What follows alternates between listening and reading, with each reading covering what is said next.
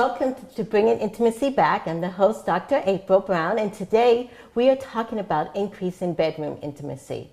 And our guest today is Dr. Maggie Bonnet, and she is a clinical sexologist, and she's here today to help us learn more about how to increase bedroom intimacy. Welcome. Thank you. Thank you for having me. Yes. Can you, as I was talking to them and telling them about all your background, can you explain your journey and how you got here? Well, I can give you both the intellectual and the personal journey. I will start with the personal journey. Yes. Basically, I grew up in a very sheltered home, per se, where we didn't talk about sex. So my sexual discovery was totally on my own. Okay. Whatever I learned was by watching others, stumbling onto things I shouldn't, and just developing my own curiosity. I've always been curious about sex, and I have absolutely no real idea why. Okay. Probably because I was sheltered. So I started watching Dr. Ruth Westheimer. Yes. Fell in love with her. Right, definitely. Wanted to be so much like her. And I always thought maybe one day I'll be her. But I'll tell you, my real journey started when my third grader at the time, one of my daughters was in the third grade. And I don't know where she got the information, but she came home one evening and she said, "Mommy, is it true that a man's penis can be 12 inches long when erected?" In third grade? Wow. In the third grade. Yes. So they talk about these things on the bus, and it probably was somewhere in a course somewhere. I'm not quite sure. I didn't ask. Okay. All I remember is that my back went to the wall and I was stunned. I had no answer for her because I've never talked about sex. Right, and so it's for never a taught to child you, to come and ask me, that really shocked me. But what it did you really, do? I left the house. Okay. I actually was with my sister-in-law and I said, I'll be back. I'm going to the corner store. And I did. I spoke to my sister-in-law. Thereafter, I purchased the book. I educated myself on how to talk to children about sex, age-appropriate talk about sex and sexuality. And that was the beginning of my journey. So I educated myself and I made a decision that I was going to make sure that my children could come to me and they can feel open about talking about sex and not get their information in the streets. Because that's something we don't want, because they're going to be misinformed. And I also wanted to make sure I was providing a forum where people can feel comfortable and free to talk about sex openly and not feel shamed. Right. So that's really one of my goals in terms of going into sexuality and sexual health. I became a nurse first, which was necessary for me at the time because that was going to put food on my table. Totally loved nursing. Beyond that, I felt like I wanted to know more. I want to know what makes people function, not just physiologically, but what makes people, in the mental aspect. So I went back to school and got a master's in counseling from Argosy. And soon after graduation, I was itching for more. I knew I wanted to become a sexologist. I couldn't figure out where to go. I didn't want to become a sex therapist. I didn't want a certificate. I looked at various programs. Most of the programs that were available were in California, and they were giving you an advanced degree or a doctorate in human sexuality. I didn't want that. And I'll tell you, I have no idea how this happened, but I stumbled upon the American Academy of Clinical Sexology in Orlando, Florida. Yes. And I was like, this is totally my calling because this just came out of the blues. Good. And I spoke to the founder, Dr. Granzig, and I put in my application, and the following year, I started my doctorate program there. That was a journey. It took quite some time because doing the dissertation, it was rather challenging, but yeah. So I attended the American Academy of Sexology and graduated in 2015. Oh, awesome. Well, congratulations. Yeah. Thank you. Yes, Thank you. Yes. And it's really good that you have that background of counseling. Yes. Nursing. Yes. Yes. And also now the psychology of the sex and understanding that. So that's really great. We're going to take a small break right now. And then when we come back, we're going to talk about intimacy and increasing bedroom intimacy. Excellent.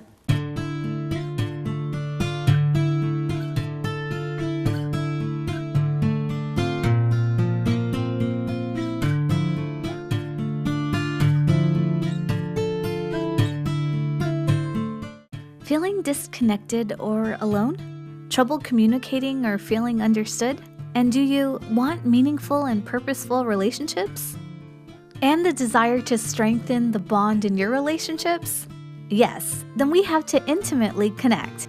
The Bringing Intimacy Back show is a show dedicated to inspire, enlighten, and encourage intimate connections.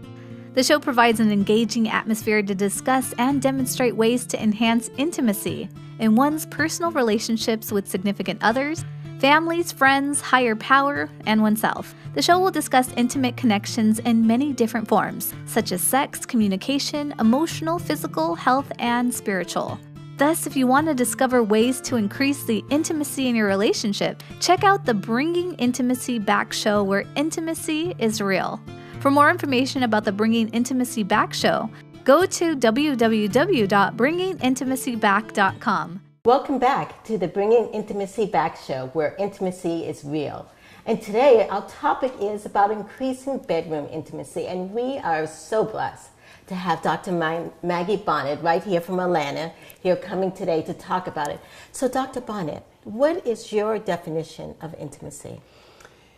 To me, now, of course, we know the dictionary definition of intimacy being a close friendship, closeness, and things like that, which is still part of my definition. But I would like to take it a step further, because to me, intimacy means having a safe, loving closeness with someone.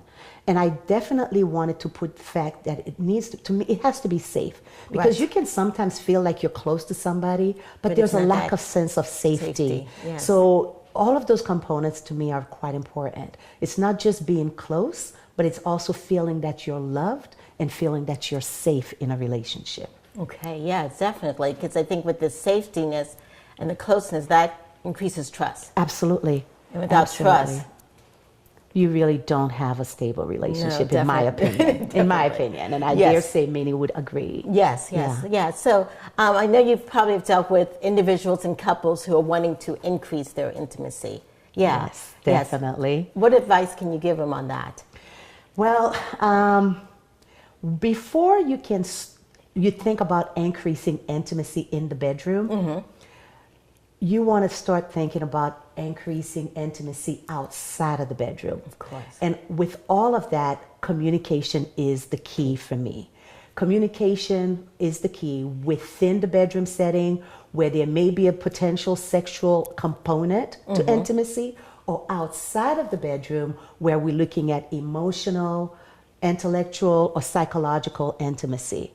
You need to have effective communication.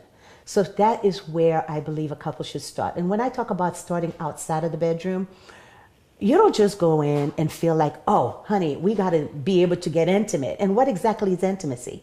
Because it's not always sexual. Right. So before you can even go there, you want to be able to have already had a day where you are connecting. You're connecting with one another at various levels. For example, you come home and someone said, honey, how was your day? How are you doing? Right. Make you feel like you were missed. Make you feel like you're valued. Make you feel relevant. Another thing is being present with the one moment. another throughout the day. Right. Present in the moment for sure, but present throughout the day. You're not just going to not communicate throughout the day. You're like two ships passing each other by throughout the day, and then you get into the bedroom and expect to be intimate, whether it be sexually active with one another Right. or just connecting with And one for another. some couples, that's so hard to do because they have the kids and the work. And so what do you suggest when, having that connection throughout the day? Very good question. We now, with technology, have various ways Yes. that we can connect. That's true. And it is so true, because in actuality, I have a couple that just came, this situation just came up. What do? We have all the children there. Right. Our hours are so different because they have young ones. We don't see each other much during the day. They do make sure, one of the things I know that they make sure of is that they have date nights. Okay. They purposely schedule time to be with one another, and when they are, Yeah, can you say they that are again? present Can you say with that one again? another. They schedule time. They schedule 'Cause some people time are like, to oh my be with gosh, one if another. scheduling time, that's like not, it's supposed to be. We all know with this couple, Thursdays and Wednesday Right. nights are their nights. Right. You don't enter, particularly Thursday nights. Right, 'cause That we is their schedule date everything night. else, so we need to schedule everything date else. time. Throughout the day, frequent calls, texting. Right. Again, just as long as you're staying connected with one another. You can acknowledge each other, you're praising each other. It doesn't even have to be a physical presence. In your way in and out of, when you see one another, her nails were done. Oh, honey, I like the colors that you put on your nails. Oh, I like the way you cut your hair, or the way that, you're so well groomed today. Even if you didn't have a chance to say it personally, make a phone call, send a text, send a smiley face, do something to say, I'm thinking about you, I'm staying connected with you, and that you're still relevant to me. Okay. Does that answer Yeah, it? that answers the question. So, yes. I mean, yes, you are absolutely right. With today's day and age and our busy schedules, it's really hard sometimes to stay connected and being present. Yes. But you can still manage to do that. You Right. can't allow the time difference and the children to get in the way of that. Right. And in the sense of communicating, would you encourage couples to talk about their different likes, dislikes, fantasies? Absolutely. In Yes. terms of communicating, your differences are actually an asset. Okay. You want to be able to appreciate each other's differences, and that also comes with respecting each other's Respecting differences. each other's differences. Absolutely. You need to respect each other's difference. In a relationship, for the most part, the encouragement is to come into relationship completely whole.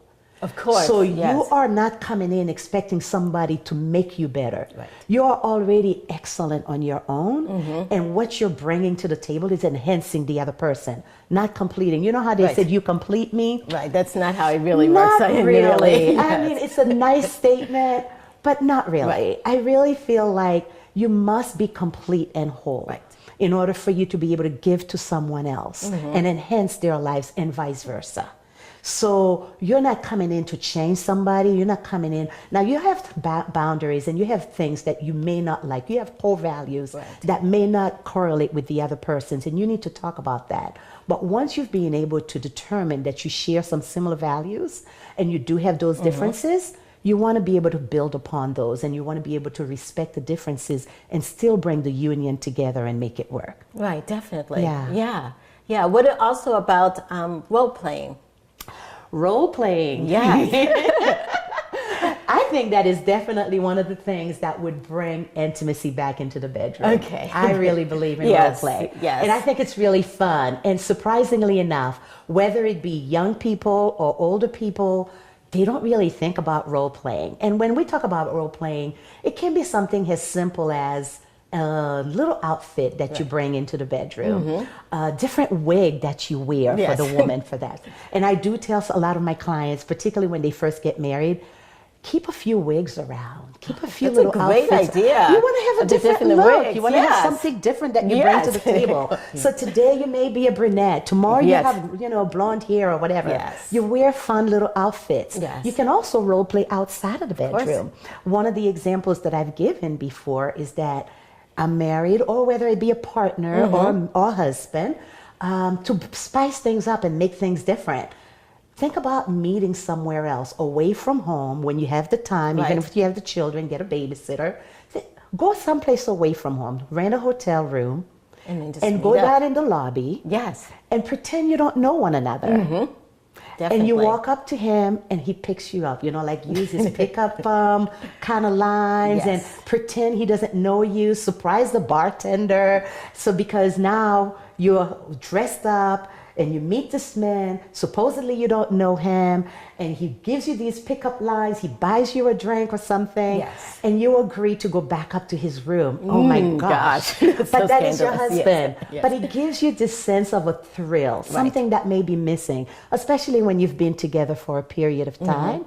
Things can get watered down. So as often as you can find something to spice it up, to make things a little different, would be really ideal. Yeah, definitely. So role play to me is really wonderful. There are so many different things you can do to role play.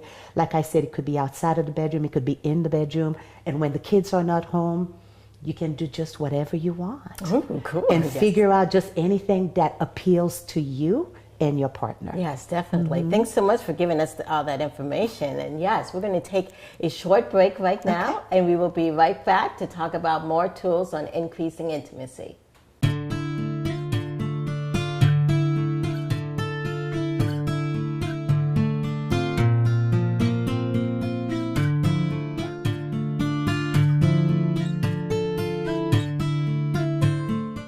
Feeling disconnected or alone? Trouble communicating or feeling understood? And do you want meaningful and purposeful relationships? And the desire to strengthen the bond in your relationships? Yes, then we have to intimately connect. The Bringing Intimacy Back show is a show dedicated to inspire, enlighten, and encourage intimate connections. The show provides an engaging atmosphere to discuss and demonstrate ways to enhance intimacy in one's personal relationships with significant others, families, friends, higher power, and oneself. The show will discuss intimate connections in many different forms, such as sex, communication, emotional, physical, health, and spiritual. Thus, if you want to discover ways to increase the intimacy in your relationship, check out the Bringing Intimacy Back show, where intimacy is real. For more information about the Bringing Intimacy Back show, go to www.bringingintimacyback.com. Welcome back to Bringing Intimacy Back, where intimacy is real. Well, we've been speaking with Dr. Bonnet about increasing intimacy, and she's been telling us different ways to spice up intimacy.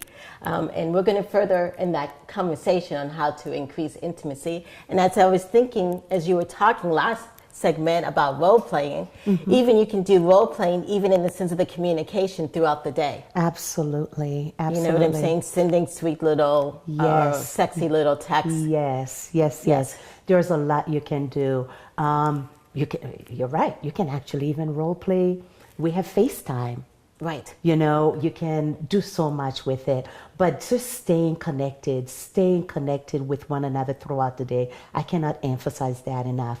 And as I want to go back, communication is the key. So for example, if you want to see something happen in your relationship, in a way that you want to increase the intimacy in your relationship. And again, keep in mind, we said it's not just sex. Right. It's all about connection. Right. Okay. So if you want to see something happen, tell your spouse.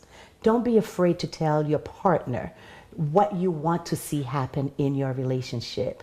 So whether it be something new you want to try in the bedroom, whether it be toys you want to bring into the bedroom, whether it be fantasies you want to talk about, keep the channel of communication open, totally open. Now, there are certain things that you may want to work on first, because if the relationship is not solid, then you may not have that in the relationship. That trust to just be able to express yourself. Exactly, because then you don't want to be vulnerable. You may feel a sense of shame. Just what if he thinks I'm a freak? What if she thinks I'm a freak? What if, all the what ifs. You want to eliminate the what ifs. So you want to come to the table, and if possible, as early as possible in the relationship, those are some of the things you want to talk about early enough in the relationship. Don't wait until things are dwindling off and you're trying to pick up the pieces, and that's when you bring it up. I'm not saying you can't, but if you have the ability to do it in the forefront, it's even better, because it's going to give you that leeway for a really great relationship, in my opinion. And what I mean by that, in terms of communicating your desires, a lot of people don't take the time to do that. Sometimes they don't even know. I was going to say, thank you for that. Absolutely. You need to know yourself and know who you are, know what you want out of a relationship, know your core values, communicate that to your partner, and your partner needs to do the same for you. Know who they are, come to the table knowing who they are, what they want, what their desires are, and what their core values are, and put them in alignment with yours. And even if they do not align with one another, if you respect each other and you have built that trust and you want to please one another, then you will attempt to do what is necessary to make the other one happy. You may have some boundaries, and that's something that needs to be respected, and you talk about it. Those things can change later on. So there are times where a person may introduce a particular idea to someone and they're like, I don't think so. I don't think it's something I want to do. But later on, they see it, visually see it, watch it on TV and said, that doesn't look too bad. So the communication may change. So that's why you want to have a different dialogue now. Well, this thing you mentioned, I might want to try it. And it also, does take a lot of trust, because you want to feel safe in whatever you and your partner are exploring. You want to feel it's something that you're safe in. And I don't mean safe in terms of physical safety, but also emotional safety. Right. Because there are things that you may think is perfectly fine, but it's someone else, they may find it traumatic, based on their background. Because people come to the table with a lot of baggage. Of different stuff, yes. A lot of differences, a lot of baggage. And if you haven't addressed them or you didn't know about them, you may unknowingly trigger something that may be a traumatizing experience to someone. So you definitely have to keep the communication line open. But once you have that and you've established that trust, by all means, I would say totally go for it. Express yourself, express your desires, explore each other and each other's desires, and learn to, what each other like. Learn one another. Yeah, and one of the other things that you mentioned earlier that I want to go back to, intimacy is not only just about the sex. Yes. It's about the closeness, the hugging, the touching, the emotional, intellectual intimacy. Yes, connecting in a variety of different ways. So I just wanted to... Absolutely, absolutely. And even intellectual, watching something like a little self-disclosure here, I'm intellectually stimulated. Right. You want to talk to me about science, and I'm like so excited. I could sit at the table and talk about a variety of different things, whether it be science or physics or medicine, and I am all in my glory. It may not be what somebody else likes, but for me, that's why I'm like, oh my gosh, like you got my attention. That will make me be present. Similarly, I may have a partner who's into sports, and that is their thing. Yes. And I will be totally present with you. And that way we're connecting because we're giving to each other. We're fueling each other's desires. So it's, again, like I said, emotional, intellectual, psychological, whatever it is that makes you warm up to someone else. Then try to connect at that level. Get to know your partner and connect at that level. Yeah, thank you so much, Dr. Bonnet. Absolutely. Yes, and so if our listeners are out there listening and they want to connect with you and learn more about all this that we've talked about, what's the best way to connect with you? I can be found on Psychology Today, but most importantly, petrichorcounseling.com. And I can be emailed at Maggie Bonnet, Bonnet, and it's Maggie with an I-E. A lot of people write Maggie with a Y. So it's Maggie Bonnet at petrichorcounseling.com. Yes, thank you so much. And thank you. My pleasure. Yes, good. Yeah, thank you, and we'll see you later at Bringing Intimacy Back.